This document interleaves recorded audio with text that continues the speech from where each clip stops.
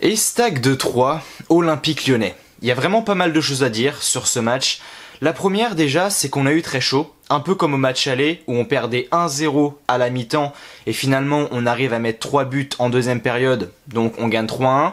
Et là, scénario inverse, on marque en première période et on est à ça de se faire égaliser dans les dernières secondes. Et encore une fois, on a failli prendre un but dans les 15 dernières minutes. Là, c'était vraiment dans les derniers instants du match et j'ai cru qu'on allait s'en prendre un. Et encore une fois, j'ai eu le cœur qui a palpité à 100 000 à l'heure. Ce qui est fou avec l'OL actuellement, c'est la difficulté de l'équipe à tuer les matchs. Ce soir, tu avais tout pour tuer le match beaucoup plus rapidement. T'avais beaucoup plus la possession que la semaine dernière par exemple. T'étais contre 3 qui sont vraiment très mal. Lopez n'a pas été en grande difficulté énormément de fois. Donc tu avais tout pour tuer le match et tu n'as pas réussi. Et contre 3, c'est vraiment inquiétant. Parce que quand je regarde le calendrier, oh mon Dieu, ça fait peur. Vendredi, on affronte Saint-Etienne, donc ça va. Mais après ce match-là, on affronte Monaco, Nice, Lens et Lille. Si déjà t'arrives pas à tuer des matchs contre 3, qu'est-ce que tu veux faire contre Monaco, Nice, Lens et Lille? Et ces matchs-là, ils vont être décisifs parce que tu vas devoir les tuer les matchs. J'en voyais beaucoup qui disaient oui, ça y est, le système mis en place par Peter Bosz, il a été capté. Bon, certes, il y a eu du mieux, mais comme je le disais, c'était 3 en face. Il va falloir confirmer ce système face à Monaco, face à Nice, face à Lens et à Lille.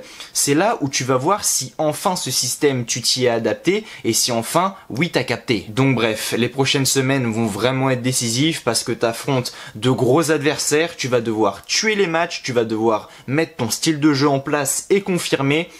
Bref, ça va vraiment être décisif. En plus, il va falloir prendre des points parce qu'on est 11e. Certes, on remonte un tout petit peu, doucement mais sûrement. Mais pour l'instant, on est 11e, on est loin de l'objectif. Donc il va falloir confirmer lors de ces prochaines semaines. Maintenant, revenons au but qui a fait tellement polémique. La main de Palmer Brown. Y a-t-il penalty ou n'y a-t-il pas penalty? Moi, pour vous dire la vérité, j'en sais rien parce que je comprends plus rien aux règles. Il y en a qui vont me dire mais non, il n'y a pas penalty parce que ça touche une autre partie de son corps avant de toucher sa main. Bon, ok. On prend le match de l'année dernière alors. Paqueta, frappe, ça tape le ventre de Paqueta, ça tape sa main. Qu'est-ce que fait l'arbitre? Il siffle penalty. Donc pourquoi sur ce match-là il y aurait penalty et là il y aurait pas penalty? Je sais pas. Les règles, vraiment, je ne les comprends plus parce que c'est tellement différent, ça change tellement tous les 4 matins, il y a tellement des règles qui n'ont ni queue ni tête qu'aujourd'hui tu sais plus. Tu sais jamais s'il y a penalty ou il y a pas penalty parce que l'arbitre, cette semaine, pour la même action, il va te siffler penalty et la semaine prochaine, pour la même action, il va pas te siffler penalty, tu sais même pas pourquoi, donc est-ce qu'il y avait penalty, est-ce qu'il n'y a pas penalty, je vais pas dire si oui ou non il y avait ou pas, parce qu'en vrai j'en sais rien, je comprends plus rien aux règles. Maintenant pour faire simple, c'est si tu touches le ballon de la main dans la surface, t'as penalty, et puis point, plutôt que d'aller chercher des règles, si l'adversaire est à plus d'1 mètre, moins d'1 mètre, si la balle touche une autre partie de ton corps, ça touche ta main, penalty, pas penalty, bref, de toute façon on est en train de s'en mêler les pinceaux, les arbitres, les règles s'en mêlent elles-mêmes les pinceaux, donc aujourd'hui tu t'en sors pas. Bref, en tout cas sur ce match-là, c'est penalty pour l'OL et c'est transformé par Moussa Dembélé, 1-0. Grâce à ce but, Moussa Dembélé d'ailleurs a marqué son 50e but sur les couleurs de l'OL. Il a pas fait un bon match. C'est pas parce qu'il a marqué qu'il a fait un bon match, Moussa Dembélé, mais il y a quelques joueurs qui ont vraiment été très bons. Le premier, c'est Maxence Cacré. Maxence Cacré qui a vraiment été l'ombre de lui-même pendant toute cette première partie de saison. Franchement, de août à décembre, ça a été vraiment très compliqué pour lui. Et la semaine dernière, contre le PSG, il a vraiment été intéressant. Là, ce soir, il a également été très intéressant.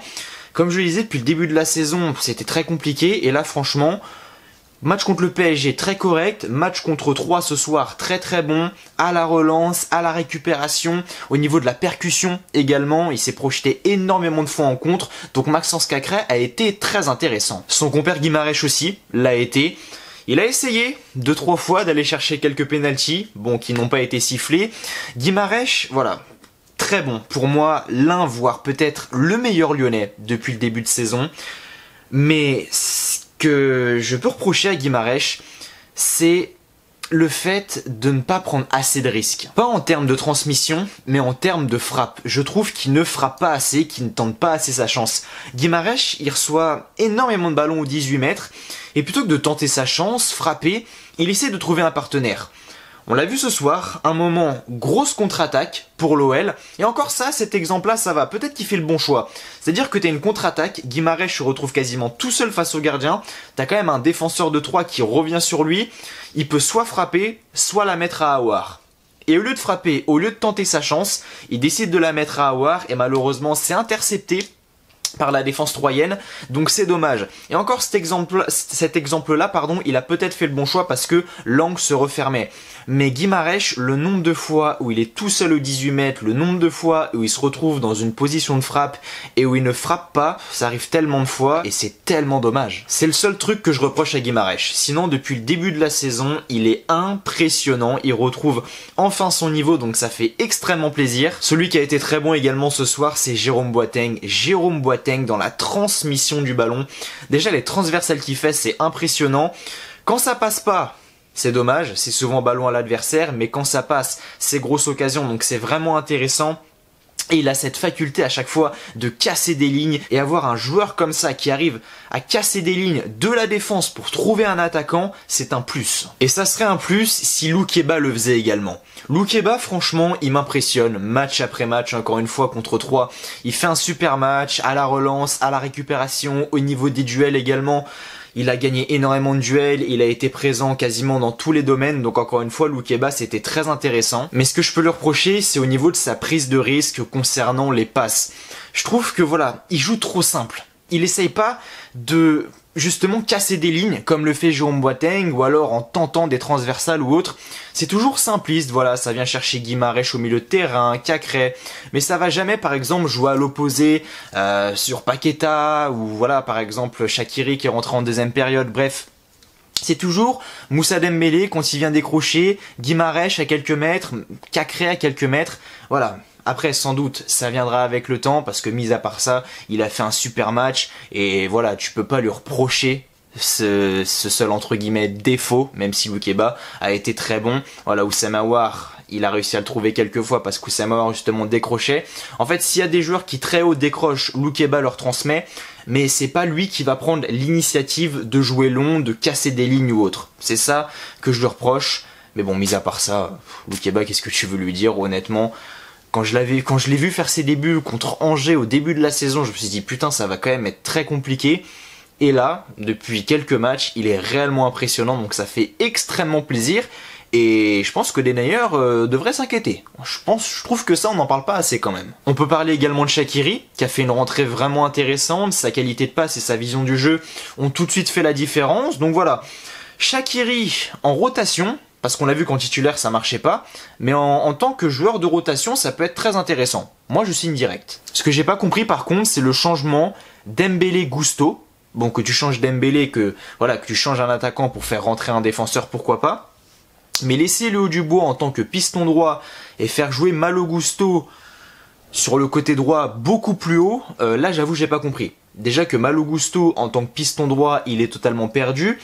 Mais si en plus tu le changes de poste comme ça, bah tu m'étonnes qu'il est encore plus perdu. Après voilà, tout n'est pas acheté, il y a eu des choses qui m'ont plu, il y a eu des choses qui m'ont moins plu, mais voilà, la victoire est là, c'est l'essentiel, même si on aurait dû se mettre à l'abri beaucoup plus rapidement pour pas avoir le cœur qui palpite à la 90e minute, tu vois. Mais bon voilà, la victoire est là, comme je le disais, c'est le plus important, je vais pouvoir passer une bonne soirée, une bonne nuit. La semaine prochaine, c'est le derby, bon, un derby un vendredi soir.